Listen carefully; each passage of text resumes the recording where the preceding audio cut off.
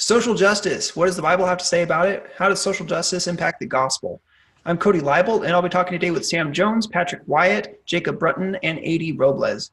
We're all here to explain our respective views and see if we can find some common points and illuminate some of the confusions. A.D., I'd like to start with you because you have the most prominent web presence right now on this topic. Can you tell me a little bit about your web presence and why you started doing that? Yeah, definitely. I started making YouTube videos shortly after. Well, actually, I got interested in the topic shortly after Trump was elected because that's when all craziness started breaking loose. And I started making YouTube videos about a year ago, a little less than a year ago, because I started seeing a lot of issues, not only in the secular culture with the Trump derangement stuff, but also in the church. And I didn't vote for Trump, and I didn't support Trump, and I didn't recommend people vote for Trump. But I saw a tremendous imbalance. And so I just started making videos about some of the imbalances that I saw. I think some of my first videos were about race in the church, and then some of my other videos were about like white privilege and stuff. And things got really crazy after the MLK 50 conference, and that's when the audience started growing and things started heating up. I think probably all you guys remember that time period. But that's it. I'm just a small town pastor in Vermont, and care about this issue and started talking about it. So then that brings us to Jacob Brunton. Jacob is my co-founder at For the New Christian Intellectual, and we also are talking about Marxism, social justice. We're talking about all these issues. Jacob, tell me a little bit about what you're doing at our site. I started noticing some of this stuff a couple of years ago, actually. In fact, I wrote on this topic various blogs and things like that a few years ago. As I've researched into it and dug deeper into it and found out more, things have advanced in the culture and in the church culture, such that it's become a bigger and bigger issue. My digging into it has sort of tracked alongside of that. So it's been a good parallel track that we've been going on here. But I wrote about how Marxist ideas are seeping into the church a while ago. And my concern has been not that Christian leaders are intentionally trying to bring in unhealthy ideas into the church, but that they are doing it sometimes unintentionally. And even more than that, the concern that I voice in that article is that even the so-called conservative Christians, even the so-called politically conservative Christian leaders that we have in the church today, who we typically would think of as defenders against those types of progressivistic and socialistic type policies, those people aren't capable of defending against those things because they're not being clear in their defense to the extent they even have a defense. And so I realized that there's really no defense against this encroaching ideology, and that's something I've become pretty passionate about, helping people to be equipped for themselves. Fortunately, in the recent months, there has been an increase in public defense of standard traditional common sense ideas that would reject social justice. And we're going to get into more details about that. But I want to introduce you guys to Sam Jones as well as to Patrick Wyett, and they have a podcast. Sam, can you tell us about your podcast? Yeah, it's the Shining Light podcast, and you can find that on iTunes or Google Play.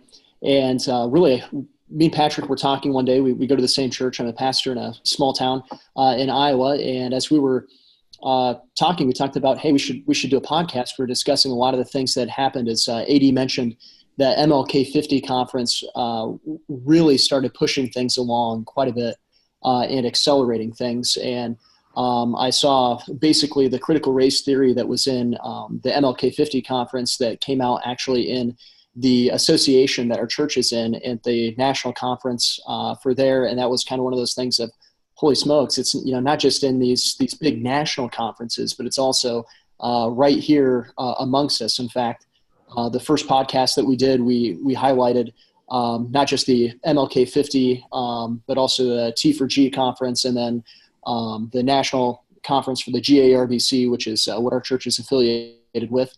And then also a local pastor from that who brought that down. And so we kind of saw it's not just the big boys, but it's trickling down into the grassroots area.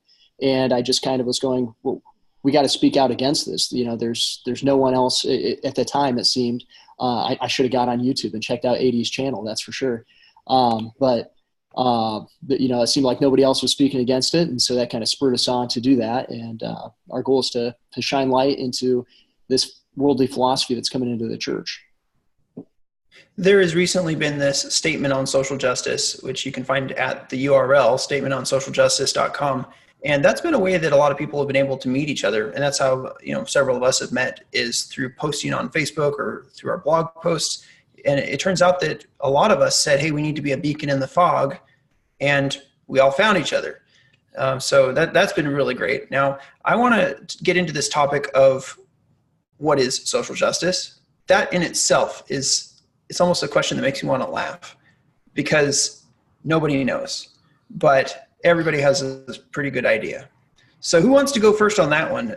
Just go ahead and speak out if you want to tell me what you think about social justice, the definition there, and the concept.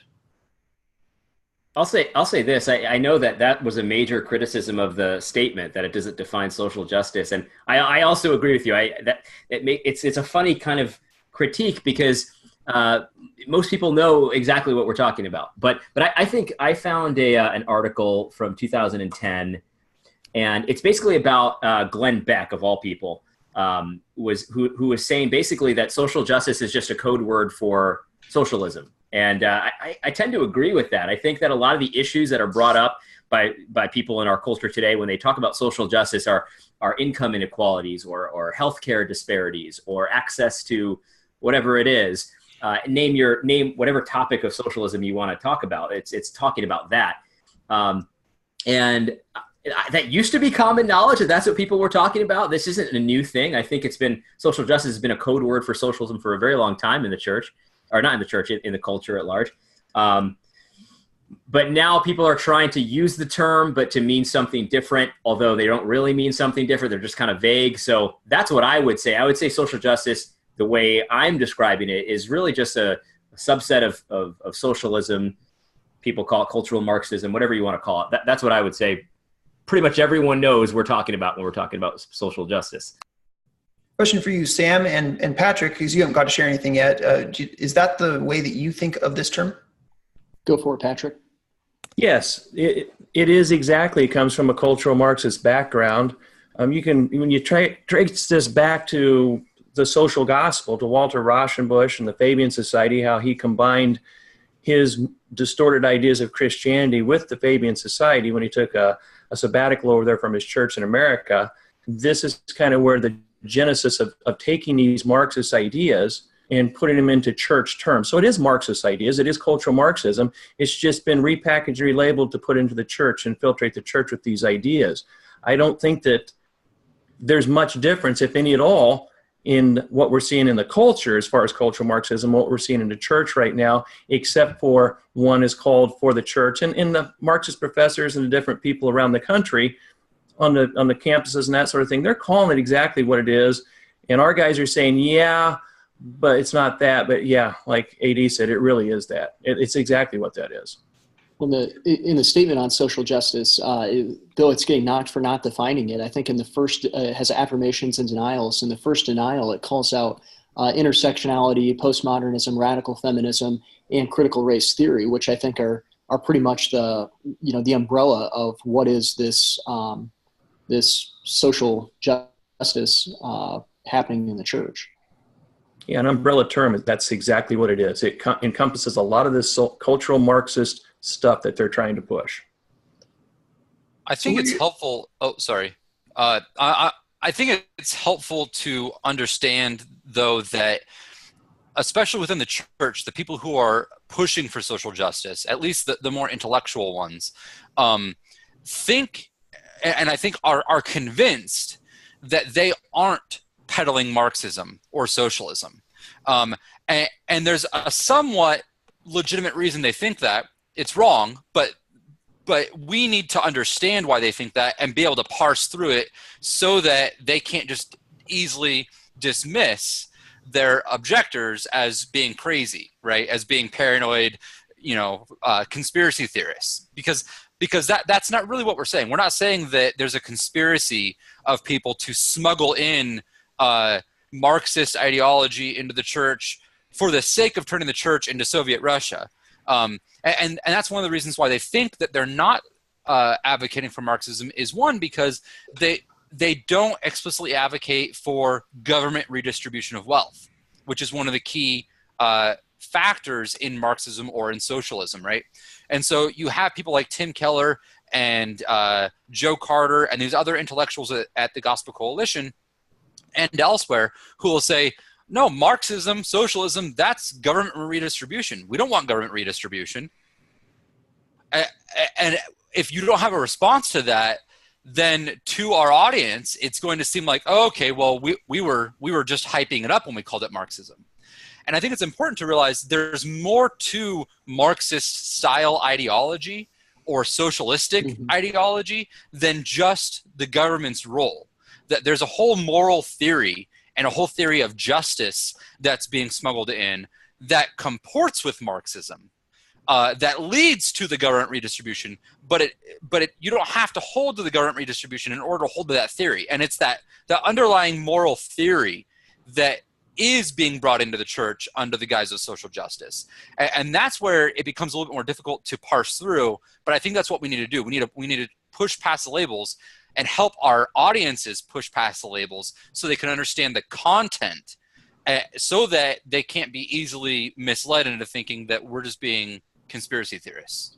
Could it be the difference between Marxism, classic Marxism, and cultural Marxism is what we're looking at and seeing the difference? Because classic Marxism, though it did have these ideas, it really gets into, it's really an economic system, whereas in cultural Marxism is really more what we're seeing with the critical race theory, the radical feminism, the LGBTQ stuff that's going on. Would that be more where the ideology is split? You could say that, although I think cultural Marxism still carries the connotation of having the end goal of a government redistribution style economy. Yeah. What, you know, it's a different tactic to get to that end goal, but they still have that as their end goal. And Joe Carter and Tim Keller and others at the TGC and you know, Christian intellectuals in general can honestly say, no, we don't want government redistribution. But there's still an underlying moral theory, and that is essentially, and I wrote an article on this recently, that is essentially that justice consists of giving people what they need. That justice is based on what people need, so that when you ask, you know, because justice means generally, and everybody agrees to this, justice means giving people what they're owed or what they're due. And you ask, okay, well, how do you know what they're due? How do you know what someone is owed? The answer to the Marxist style, the social justice answer is you figure out what they need. And then, okay, well, who owes it to them? Well, the people who are not needy, the able. And this is where you can tie it back to an explicitly Marxist theory, which is that phrase, from each according to their ability, to each according to their need. That is the root of Marxism, socialism, communism that they all have in common. And that's the number one thing that's being smuggled in under the concept of social justice, at least in terms of economics, in terms of wealth and material possessions, that is being smuggled into the church. And so it's helpful to draw the connection between the actual ideas rather than just using the terms, because people can get lost in the terminology. Here's something that I wanted to add. Jacob, in your article, you quoted Goldberg, quoting a UN report. Social justice may be broadly understood as the fair and compassionate distribution of the fruits of economic growth. So we have a long history of people being concerned with fair, compassionate, or equal distribution of income or of wealth. That's something that was present in the Catholic Church before Marx was born. And so, but Jacob, you had some definitions from that article. Is there any definition that you want to share that's going to help us clarify this issue?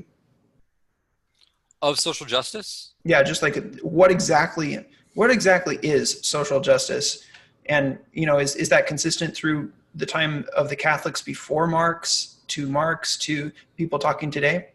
Yeah, well, I think that's another thing that we need to be careful of in accusing the Christian social justice warriors of just being Marxists. It's true. I agree with that. But they can turn around and say, well, no, the concept of social justice, the actual term social justice, goes back way before Marx to the early Catholic Church, and they're right.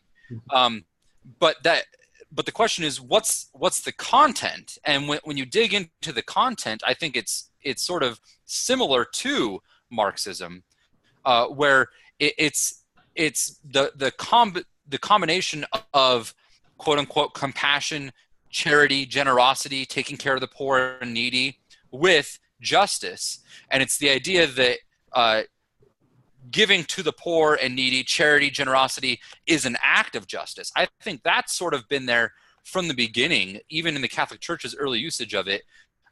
Not explicitly all the time, because they weren't always super clear on it.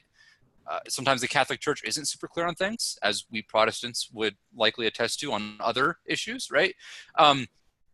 But I think that's the connotation that's always been there if you go back and study it.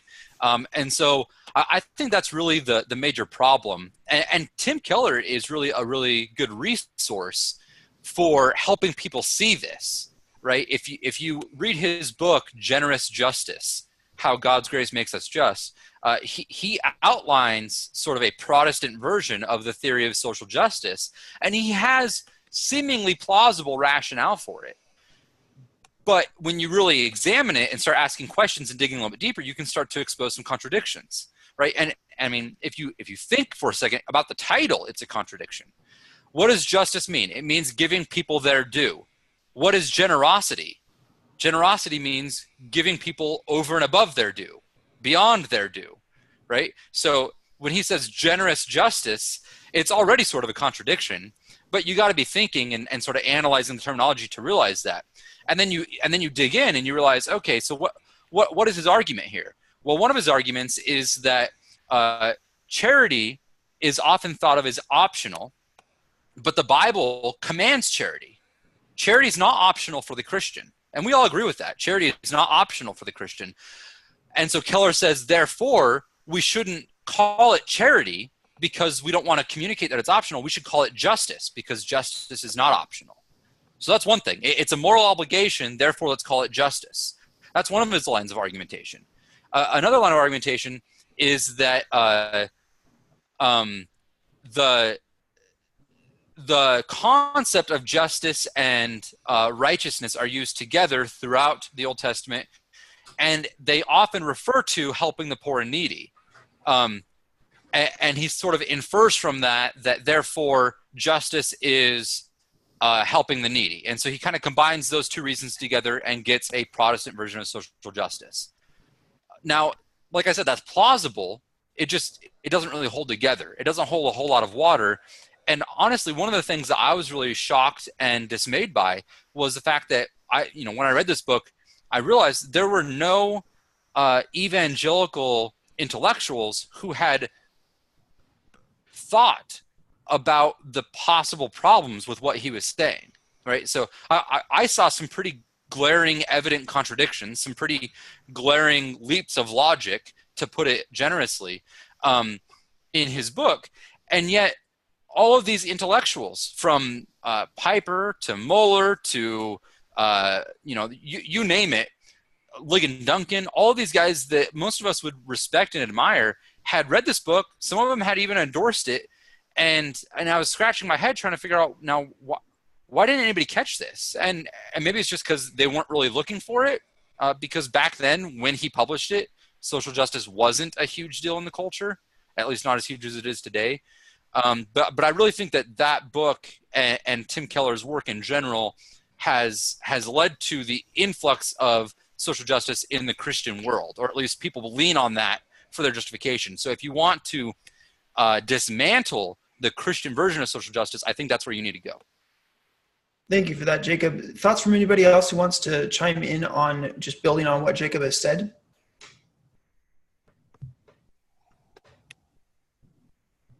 I wanted to share this quote from Basil the Great, and then we'll jump over to Patrick.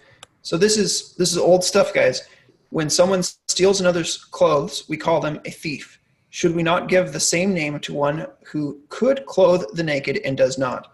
The bread in your cupboard belongs to the hungry. The coat unused in your closet belongs to the one who needs it. The shoes rotting in your closet belong to the one who has no shoes.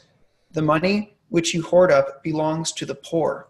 What I think is so fascinating is that when you have a belonging, you do own that belonging. And as you know from Acts, in the situation where Ananias and Sapphira try to steal from the Holy Spirit, or lie to the Holy Spirit, actually, not steal, lie.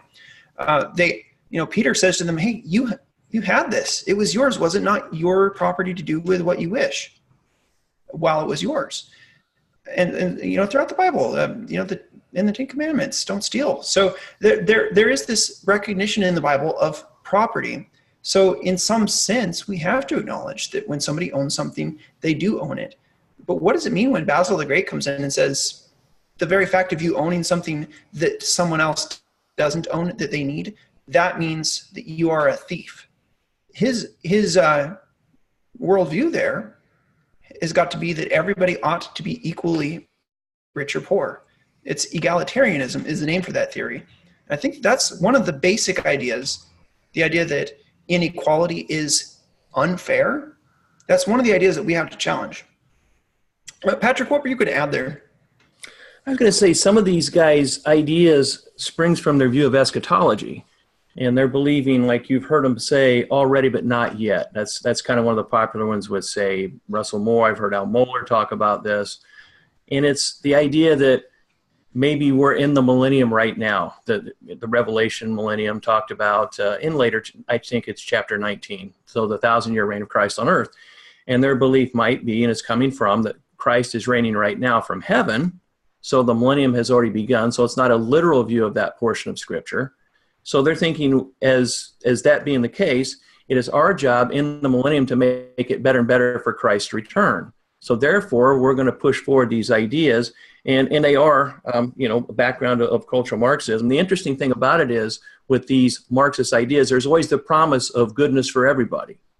It's always the payoff when you find out when these guys have taken over what you've actually gotten. You've been lied to. I think some of these guys, I actually do know, they're pretty smart guys like we've been talking about. There's people being deceived on this issue. A lot of people are. But I think there's people that also understand where it's coming from. And I think that they have an agenda, and it's different than what you and I and those of us here would gather. So the wolves in sheep's clothing that Christ called some of the false teachers in the church, they outwardly appear as a sheep, but they're not. They play the part. Satan himself appears as a minister, as an angel of light, and his ministers would appear the same way. I think that some of these guys know exactly what they're doing, and I think that with Walter Rauschenbusch, the gospel or the Bible as written was not good enough for him. He didn't believe in the inerrant, inspired word of God being the Bible, among some other things. He didn't believe in Jesus' substitutionary atonement for people's sins. He thought that there was more to it than that. So since the Bible didn't fit his view of the world, he wanted to kind of contort the Bible to his view of, and of course theology and eschatology fits into that as well. I think these guys are kind of in the same boat. Maybe some of them, the Bible's not sufficient the way it's written, and they need to make it their way. And I think there's money coming in from different sources to some of these ministries outside of the church, shall we say, to kind of influence thinking. There's a whole lot of stuff going on here. What we're talking about is kind of the end result and how it's being presented to us right now. Well, I'll say this, we'll just interject there. So I just went on Amazon and I'm buying the Generous Justice book, and it's actually cheaper on hardcover. So if you want to get it, hardcover's $13, paperback is $16. Anyway, but I wanted to just say something about what you just said. I mean, I think, so couple things. So when we're talking about justice, and Cody, you were just talking about how if you own something, you do actually own it. It's yours. There's property rights, and the Bible assumes that. But even the commands for charity, the commands for showing mercy and things like that, Israel had commands like that. God didn't just come up with love your neighbor as yourself in the New Testament. He obviously told that to the Israelites in Leviticus, and he even gave them commands on how to do it. And so one of them, this is a very popular one with social justice people, is the gleaning laws, right? So we know that Israelites, God commanded them that when they have their field, they're not supposed to harvest everything. They're supposed to leave the edges of it so that poor people could go to that field if they were hungry and gather whatever it was, some figs or something, and God commanded them to do that. So you had, that was God's welfare. You know, if the poor needed food, there was food in the field if they needed it. But what's interesting about it is, though, God doesn't say that it's not their field, right? Like, he doesn't give the edges of the field to the poor. It's their field and they can do what they want with it. They weren't allowed to do what they wanted with it. In fact, they could only gather so much. They could only take certain amounts. They couldn't try to turn a profit on it. It wasn't their field. It was still the owner's field. In fact, you even had, if we look at the book of Ruth, I believe it is, where they talk about, she went there to glean. The owner of the field actually had some right to say who could glean there and who couldn't. It wasn't just a free-for-all. So like if the owner sees his neighbor who he knows is not in need going into his field to grab some figs, he could be like, well, hold on a second, buddy, that's my stuff. You know what I mean? So property rights aren't null and void just because God commands justice. And that's the thing about God's law that I find so fascinating and amazing, is that God has, he knows what people are going to do, and he plans for that. And so you can't love somebody at someone else's expense. Like, you have to love everybody, all your neighbors. So that's very important to remember. I also think that in a certain sense, what you said about eschatology is correct. Now, I'm a post-millennial, which might be surprising to you. And there are a lot of post-millennial and amillennial people that are against the social justice stuff, but would kind of agree with some of the idea that, we're supposed to be following God and doing as much justice as we can here on earth. But again, we have to do it in God's way. You know what I mean? Like, we're not Israel, so we're not doing the gleaning law word for word, but that kind of there's principles there that we could apply. And we can, talk about how do we have compassion on the poor with our stuff in a way that doesn't take away our stuff in an unbiblical, ungodly way. Like, we could talk about that kind of stuff, and I think we should. So I do think that you're right. There are the eschatology does fit into this, but I think it's an eschatology that's also combined with sort of a very low view of the law of God that allows you to kind of, crack a few eggs to make an omelet kind of thing. I don't think that God's law lets us do that. Well, to continue with that too, with the idea of personal property, we can see that all the way back in Genesis when it talks about God tells Adam, to take dominion. And I'm not getting into dominion theology or anything like that, but it's that personal property is there throughout Scripture. I think in addition to Scripture obviously assuming and affirming personal property and private property all throughout, I think it's important to understand and to help people to see that the practice of calling charity justice completely subverts the gospel. Mm-hmm. And I've written an article on this also. It's called The Theological Problem with Tim Keller's So-Called Social Justice. And the reason why is because the reason God commands us to be charitable, the reason he commands the gleaning laws, the reason he commands us to give to the poor and needy is to picture forth his grace to us in the gospel. It's to be a picture of the gospel. And if in our giving, we are saying to the recipients of our charity, you deserve this, then what we are communicating is that you deserve also the grace of God. Because that's the whole point of the giving. The point of giving something to someone is to be a picture of Christ in the gospel to them. And when you come at it from our point of view, where you've got the idea of personal private property, that's where it does picture the gospel, because you're saying, hey, recipient, person in need, you don't deserve this, but I'm going to give it to you anyways, out of love for the glory of God ultimately, and love for you and wanting to see you enthralled in the glory of God through the gospel. And in doing that, it's a picture of the gospel. But if you say, no, this isn't a gift, this isn't grace, this isn't charity, this is justice, you deserve this. You deserve this thing because you need it. Then what does that communicate about the gospel? If the giving is supposed to be a picture of the gospel, then it communicates that justice is based on our needs and that God owes us our needs, that God owed us the cross of Christ. This confusion is actually in the founding documents of Gospel Coalition. So this is, I'm reading from it right now. So it says, the person who does not give generously, or I'm sorry, who does not generously give away his or her wealth to others is not merely lacking in compassion, but is unjust. And then it goes on to say, Christ wins our salvation through losing, achieves power through weakness. Those who receive his salvation are not the strong and accomplished, but those who admit they are weak and lost. We cannot look to the poor and the oppressed and callously call them to pull themselves up out of their own difficulty. Jesus did not treat us that way. And so if you see, it's okay, I agree. Jesus did not treat us that way. That was compassionate. That was merciful. But if he hadn't treated us that way, would it have been unjust? Because those two sentences you would have to, if you take away everything else you know about Gospel Coalition for just a second, those two sentences are extremely confusing. You'd have to say, yeah, it would be unjust if he didn't have mercy on us. We were owed it. In fact, it belonged to us, like what Cody read from Basil. It is a very serious confusion. I agree. And I think, look, I'm willing to say that these people actually don't have this confusion, except when they're talking about social justice. Well, and the Gospel Coalition just came out with a tweet. I think it was on September 10th. So about a week ago or so. And I actually got a screenshot of your reply to this tweet too, Jacobs, but I'll let you reply to that instead of just reading your reply, because that's kind of weird. But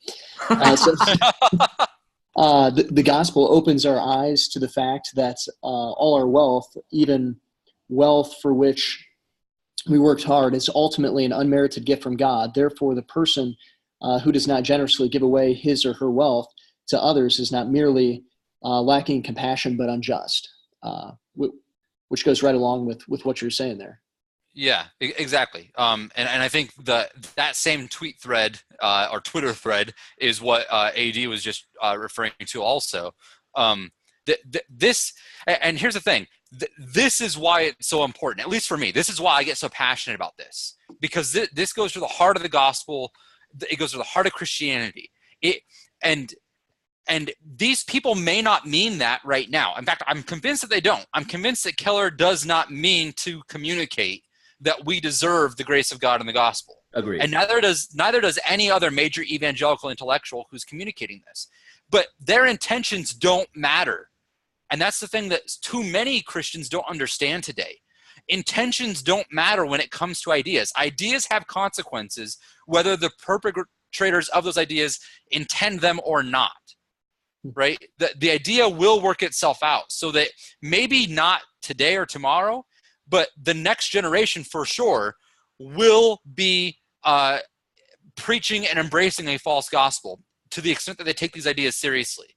And that's what leaders in the church are supposed to be guarding against. And unfortunately, they're doing the exact opposite right now.